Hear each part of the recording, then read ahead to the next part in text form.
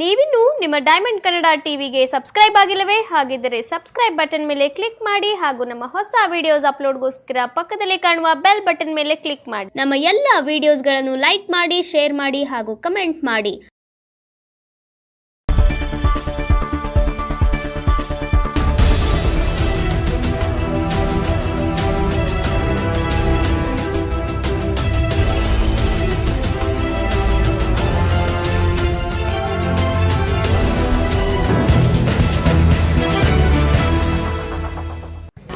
Yashoda builders and developers ಹಾಗೂ ಸಮಾಜ ಸೇವಕರು ಟಿ ನರಸೀಪುರ ವಿಧಾನಸಭಾ ಕ್ಷೇತ್ರದ ಬಿಜೆಪಿ ಮಹಿಳಾ ಮುಖಂಡರಾದಂಥ ಶ್ರೀಮತಿ ಎಲ್ ಯಶೋಧರವರ ಹುಟ್ಟುಹಬ್ಬವನ್ನು ಮೈಸೂರಿನ ಭೋಗಾದಿ ಸಮೀಪವಿರುವ ಗಣಪತಿ ದೇವಸ್ಥಾನದ ಆವರಣದಲ್ಲಿ ಬಹಳ ಸರಳವಾಗಿ ಆಚರಿಸಲಾಯಿತು.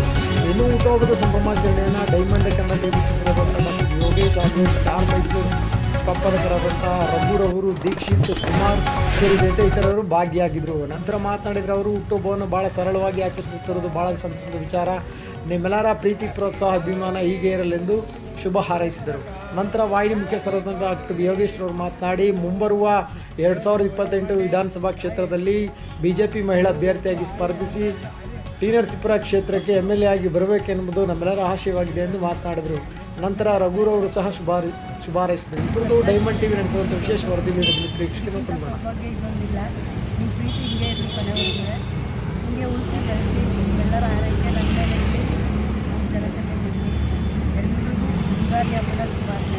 ಮೇಡಮ್, ಟಿ ನರಸೀಪುರ ಆಕಾಂಕ್ಷಿ ಈ ಬಾರಿ ಟಿಕೆಟ್ ಸಿಗೋ ಸಾಧ್ಯತೆಗಳೆಲ್ಲ ಇದೆ ಅಂತ ಇದ್ರ ಬಗ್ಗೆ ತಮ್ಮ ಅಭಿಪ್ರಾಯ?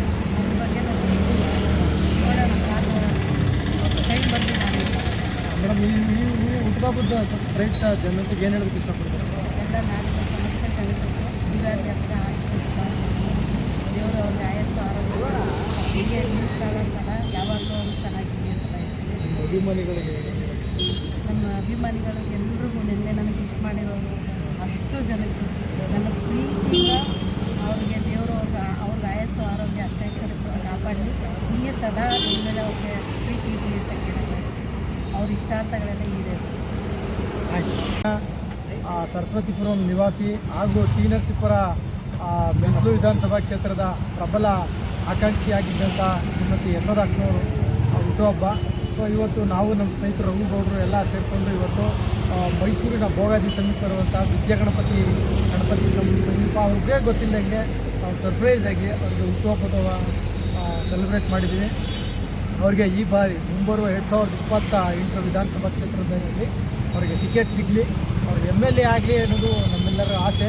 ಹಾಗಾಗಿ ಭಗವಂತ ಅವ್ರಿಗೆ ಆರೋಗ್ಯ ಕೊಟ್ಟು ಕಾಪಾಡಲಿ. ಅವ್ರು ಅಂದ್ಕೊಂಡಿರುವಂಥ ಕೆಲಸ ಕಾರ್ಯಗಳೆಲ್ಲ ಒಳ್ಳೆಯದಾಗಲಿ. ಮೈಸೂರಿನ ಜಿಲ್ಲೆ ಜನತೆ ಅವ್ರನ್ನ ಕೈ ಹಿಡಬೇಕು ಅಂತ ಹೃದಯದಿಂದ ಮನವಿ ಮಾಡ್ಕೊಳ್ತಾ ಇದ್ದೀನಿ. ನಮಸ್ಕಾರ. ಮೊದಲಿಗೆ ಮೈಸೂರಿನ ನನ್ನ ಪ್ರೀತಿಯ ಅಕ್ಕಿನವರಾದಂತಹ ಯಶೋಧಕ್ಕನವರಿಗೆ ಜನ್ಮದಿನದ ಶುಭಾಶಯಗಳು. ಅವರಿಗೆ ಭಗವಂತ ಈ ಒಂದು ಜನ್ಮದಿನಾಚರಣೆಯ ಪ್ರಯುಕ್ತ ಹೆಚ್ಚಿನ ಆಯಸ್ಸು, ಆರೋಗ್ಯ ಮತ್ತು ಶಕ್ತಿ ಕೊಡಲಿ. ಮುಂದಿನ ಚುನಾವಣೆಯಲ್ಲಿ ಖಂಡಿತವಾಗ್ಲೂ ನರಸೀಪುರದಿಂದ ಚುನಾವಣೆ ಅಭ್ಯರ್ಥಿಯಾಗಿ ಕಣಕ್ಕಿಳಿದು ವಿಜಯಶಾಲಿಯಾಗೋದ್ರಲ್ಲಿ ಯಾವುದೇ ರೀತಿ ಅನುಮಾನ ಇಲ್ಲ. ಆ ನಿಟ್ಟಿನಲ್ಲಿ ಯಶೋಧಕ್ಕನವರಿಗೆ ಖಂಡಿತವಾಗ್ಲೂ ನೆಕ್ಸ್ಟ್ ದೇವರ ಅವಕಾಶ ಕೊಟ್ಟು ಯಶಸ್ವಿಯಾಗಿ ಅವರಿಗೆ ದೇವರು ವಿಜಯೋತ್ಸವ ಆಚರಿಸಲಿ ಅಂತ ಈ ಒಂದು ಅವ್ರ ಜನ್ಮದಿನಾಚರಣೆ ಅಂಗವಾಗಿ ನಾನು ಶುಭ ಹಾರೈಸ್ತೀನಿ. ಧನ್ಯವಾದ.